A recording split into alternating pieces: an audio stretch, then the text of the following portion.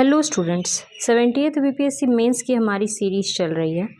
ठीक है, हम लोग बहुत सारा वीडियोस कवर भी किए हैं, बहुत सारा टॉपिक कवर कर रहे हैं। स्ट्रैटेजी भी बताई गई है आपको, GS1 GS2 science and technology, ऐसे इन सभी पेपर का। ऑप्शनल भी चल रहा है ज्योग्राफी का। लेकिन इसी बीच में बहुत सारे बच्चे ऐसे हैं जिनका कॉन्फिडेंस लूज़ हो रहा है। मेंस जैसे जैसे पास आ रहा है, आपके अंदर डर का माहौल बनता जा रहा है। बहुत सारे बच्चे जो हैं वो अब ये सोचने लगे हैं कि रैंक आएगा या नहीं, इंटरव्यू कॉल आएगा कि नहीं, सीधे अब 71st का तैयारी करते हैं। तो आज का जो वीडियो है ये उन्हीं बच्चों के लिए है। ये आप समझिए कि सभी बच्चे जो मेंस का एग्ज़ाम दे रहे हैं उनको ये वीडियो देखना है, देखना चाहिए, क्योंकि इससे आपको समझ में आएगा कि इस समय आपका जो विचार है वो कैसा होना चाहिए, आपका आत्मविश्वास क्या होना चाहिए, ये आपको इस वीडियो से पता चलेगा। क्योंकि सिर्फ तैयारी से कुछ नहीं होता है। बहुत बच्चे होते हैं जो बहुत ज़्यादा तैयारी किए रहते हैं, ज़्यादा जानते हैं, लेकिन वो एग्ज़ाम क्रैक नहीं कर पाते। बहुत बच्चे होते हैं जो कम जानते हैं पर वो एग्ज़ाम क्रैक कर देते हैं। ठीक है, तो आपको आज का वीडियो जो है वो आपके लिए बहुत ही इंपॉर्टेंट होने वाला है। यहाँ पे आपको समझ में आएगा कि आपको अपना कॉन्फिडेंस लेवल इस समय कैसे बरकरार रखना है। चलिए वीडियो को स्टार्ट करते हैं। स्टार्ट करने से पहले मैं आपको अपने बारे में बता देती हूँ।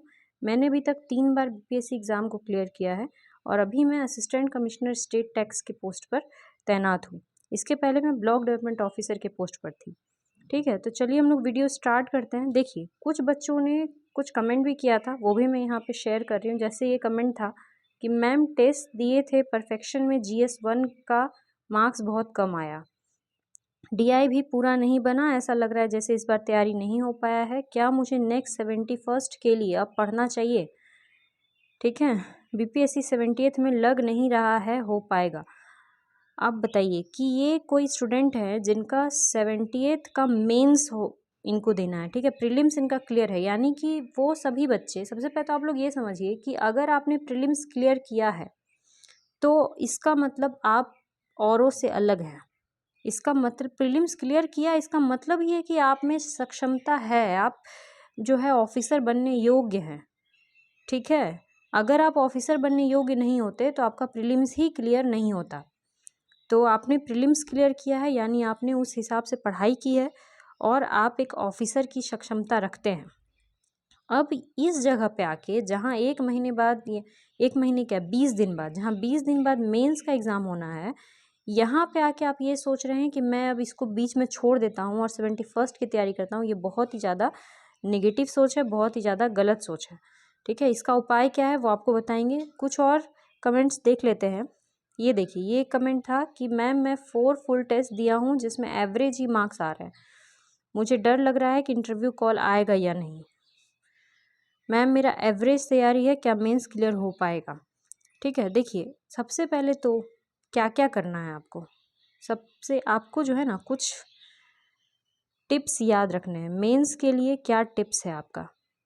ठीक है, सबसे पहला चीज़ है नेगेटिव नहीं सोचना है। नेगेटिव नहीं सोचने का मतलब होता है कि आपको ये सोचना ही नहीं है कि क्लियर हो पाएगा कि नहीं, रैंक में आएगा कि नहीं, इंटरव्यू कॉल आएगा कि नहीं। ये सब आएगा कि नहीं ये क्यों सोचना है आपको? ये तो बाद का बात है ना। ये तो आपका, आप तो खुद जाके अपनी कॉपी को चेक नहीं करने वाले हैं जो आपको एकदम आ ही जाएगा नंबर।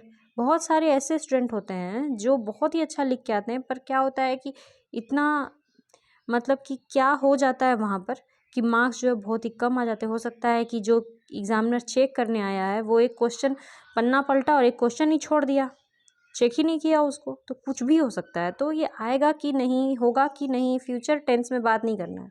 आपके पास आज का दिन है, आज आप अपने लिए क्या किए, आज आप भर दिन में क्या किए, मेंस की तरफ कितना कदम बढ़ाए, ये आपको ध्यान रखना है। क्या आप भर दिन में, अगर कोई स्टूडेंट एक दिन में कुछ भी नहीं पढ़ा, आज पूरे दिन कुछ भी नहीं पढ़ा है, तो इसका मतलब मेंस की तरफ उसका कोई कदम नहीं बढ़ा है, जीरो है। तो आपको डेली ये सोचना है कि मेंस की तरफ आप कितना कदम बढ़ा रहे हैं, एक एक करके, एक एक करके। और एग्ज़ाम के बारे में उतना सोचिए ही मत ना, रिजल्ट के बारे में तो सोचिए ही मत, बिल्कुल भूल जाइए कि रिजल्ट क्या होगा नहीं होगा।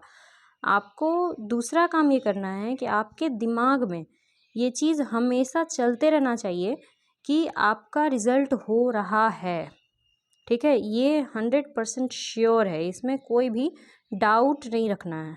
ठीक है, आपको अपने बारे में बताते हैं। जब मेरा 65th का एग्ज़ाम था, तो 65th के एग्ज़ाम में मेंस के टाइम पे ही, मेंस देने के बाद हम इंटरव्यू, मतलब कि रिज़ल्ट नहीं आया था मेंस का हम लोग का, और हम जो दूसरे बच्चे थे जिनका 64th और 63rd वगैरह में हुआ था, उनका इंटरव्यू के बाद डॉक्यूमेंट वेरिफिकेशन, मतलब ज्वाइनिंग के बाद जो डॉक्यूमेंट लिया जाता है वो मैं चेक करी थी कि डॉक्यूमेंट क्या क्या हमसे लिया जाएगा। ठीक है, यानी कि मेंस देने के बाद मैं क्लियर थी कि मेरा जो है डॉक्यूमेंट वेरिफिकेशन होना है, यानी कि मेरा जो है रैंक में नाम आना है। ठीक है, आपको इसके लिए क्या करना है, आपको हमेशा अपने दिमाग में ये बात सोचते रहना है। अगर आपने एसडीएम को फर्स्ट प्रेफरेंस रखा है तो आपको ये सोचना है कि आप एसडीएम बन रहे हैं, बीपीएससी आपका क्लियर हो रहा है और आप एसडीएम बन रहे हैं। अगर डीवाईएसपी आपने रखा है तो डीवाईएसपी आप बन रहे हैं। ठीक है, इसमें आपको ज़रा भी डाउट नहीं रखना है। सबसे पहला चीज़ तो आपको ये करना है, नेगेटिव सोच ही नहीं रखना है, होगा नहीं होगा। आप बस आज का सोचिए ना कि आपको जो GS1 रिवाइज़ करना था वो आपने किया कि नहीं किया। ठीक है, GS1 2 रिवाइज़ करना था वो आपने किया कि नहीं किया। डेली 2 DI प्रैक्टिस किया है या नहीं किया है। आज का सोचिए कि आज मैंने DI प्रैक्टिस किया कि नहीं किया। अगर आप एक एक दिन का इस तरह से तैयारी करेंगे ना, तो फिर एग्ज़ाम तो क्लियर होना ही है, उसका आपको सोचना ही नहीं कि एग्ज़ाम मेरा क्लियर होगा या नहीं होगा। ठीक है, तो ये हो गया आपका पहला चीज़। दूसरा चीज़ हो गया मल्टीपल रिवीजन। अगर आप बहुत ज़्यादा रिवीजन करेंगे तो आपका एग्ज़ाम जो है वो अच्छा जाएगा। बहुत ज़्यादा रिवीजन कैसे करेंगे, तो बहुत ज़्यादा रिवीजन करने के लिए आपको बुक से या कॉपी से रिवीजन नहीं करना, आपके पास आपका खुद का हैंड नोट्स होना चाहिए। अगर नहीं है नोट्स तो मैं आप लोग को नोट्स उपलब्ध करवा दूंगी। आप लोग को अगर नोट्स चाहिए GS पेपर 1 का, GS पेपर 2 का, और GS पेपर 2 में जो भी साइंस एंड टेक वगैरह जो भी पूछा जाता है, अगर आपको नोट्स चाहिए आप लोग कमेंट सेक्शन में बताइए। टेलीग्राम पे आपको सारा नोट्स जो है मेरा खुद का, जो जिससे मैंने तैयारी किया था, जिससे मैंने 3 एग्ज़ाम क्लियर किया है, वो नोट्स मैं आपको उपलब्ध करवा दूँगी। ठीक है, उसको भी पढ़ के, अगर आप उसको भी बार बार पढ़ेंगे ना, बार बार पढ़ेंगे, मान लीजिए कि आप मौर्य पढ़ रहे हैं, अगर मौर्य को आपने 4 से 5 बार पढ़ लिया, मौर्यन आर्ट एंड आर्किटेक्चर, तो 5 बार पढ़ना बहुत होता है भाई, आराम से एग्जाम में लिख सकते हैं। और 5 क्या, अभी से पढ़ना शुरू करेंगे ना, अगर अभी नोट्स आपके हाथ में आ जाए, डेली एक बार पढ़ेंगे तो 20 बार पढ़ लेंगे। तो ये मल्टीपल रिवीजन अगर आप कर लेंगे तो आपका डाउट ही खत्म हो जाएगा। पहला चीज़ तो ये है, मल्टीपल रिवीजन आपको करना ही है, करना ही करना है। अगर आपके पास अपना नोट्स है तो ठीक है, मल्टीपल रिवीजन करना है। नेगेटिव विचार नहीं लाने हैं, ये सब पॉइंट्स आपको याद कर लेना है। विचार आपके दिमाग में हर समय क्या चलना चाहिए कि आप इस बार SDM बन रहे हैं, आप इस बार DSP बन रहे हैं, अगर BDO भरे हैं तो आप इस बार BDO बन रहे हैं।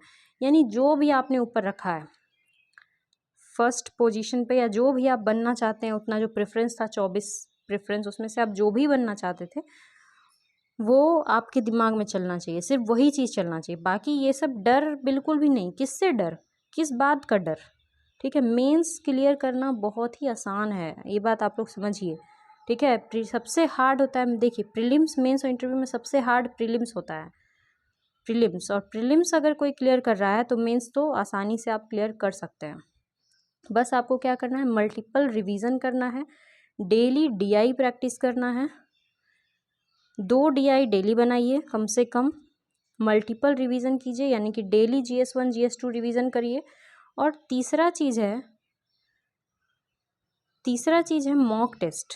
मॉक टेस्ट ज़रूर दीजिए। और मॉक टेस्ट जैसे आप दे रहे हैं, परफेक्शन का दे रहे हैं या फिर किसी का भी दे रहे हैं, मान लीजिए IAS हिंदी का दे रहे हैं, तो मॉक टेस्ट जो भी आप दे रहे हैं उससे आपको ये नहीं समझना है कि इसमें जो नंबर आ रहा है वही मेरा एक्चुअल नंबर है।